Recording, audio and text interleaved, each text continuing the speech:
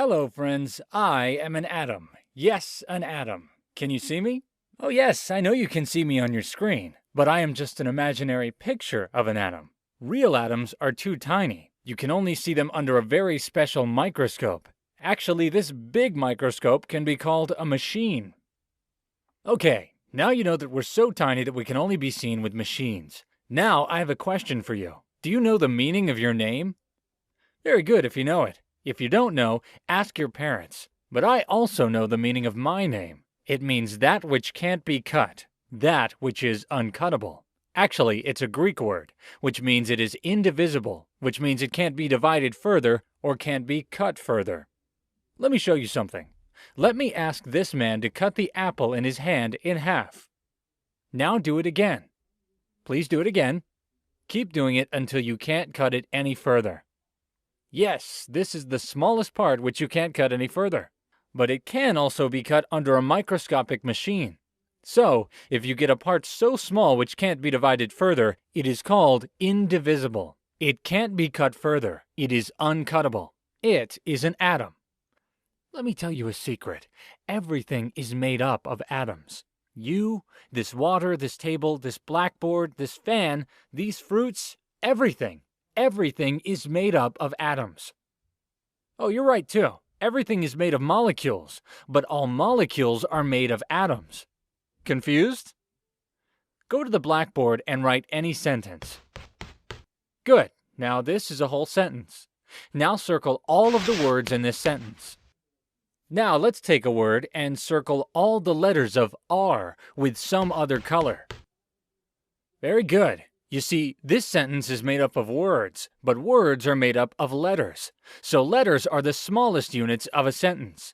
Similarly, everything is made up of molecules, but molecules are made up of atoms. So atoms are the smallest unit of everything. Look at this. See, water is made up of water molecules, but water is made of atoms. There are 2 atoms of hydrogen and 1 atom of oxygen in each water molecule. So when atoms join together, they form a molecule. And when molecules join together, they form a thing. So now you understand. Good. So now, friends, now I would show my body. Yes, I would show different parts of my body. In the center of an atom, there is the nucleus. It is made up of even smaller parts.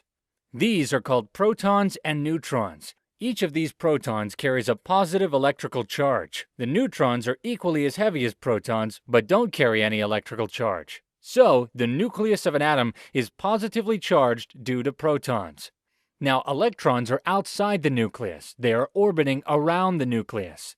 The electrons carry a negative charge. The total negative charge of electrons is equal to the positive charge of the nucleus. So in total, an atom is neutral. The positive charge of the protons is neutralized by the negative charge of the electrons. So it is like +1 is neutralized by -1, and overall charge of an atom becomes 0. The electrons are moving outside the nucleus at a very high speed. Can they run away from the nucleus? No, they can't run away. Every atom has the same number of protons, electrons, and neutrons, so there is an attraction between equally strong negative and positive charges. Due to this attraction, electrons can't run away, as positively charged protons keep them pulled towards them. Hope this is all clear to all of you. Otherwise, you can always go back and see it again. Now let me explain how we atoms bond together to form a molecule. It's just like the letters getting together to form a word. Electrons keep moving in shells outside the nucleus. Each shell contains a fixed number of electrons. The first shell can have 2 electrons, and the second can have 8 electrons. The third can hold 18, and the fourth can hold up to 32 electrons. The atoms in the outermost shell of an atom are called valence electrons, and the outermost shell is called the valence shell. Atoms bond with other atoms to form a molecule with these valence electrons in the valence shell.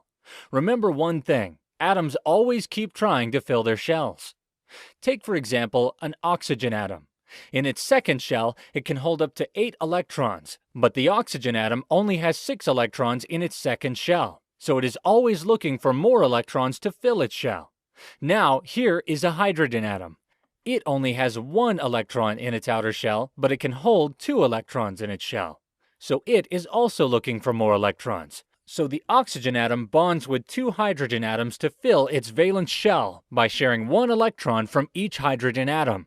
In this way, the hydrogen atom's requirement is also fulfilled, as they can also fill their shells to their capacity of 2 electrons in their valence shells. By combining together, they become water molecules. So friends, now you understand us. I am part of you. So learn us well by watching this video again and again.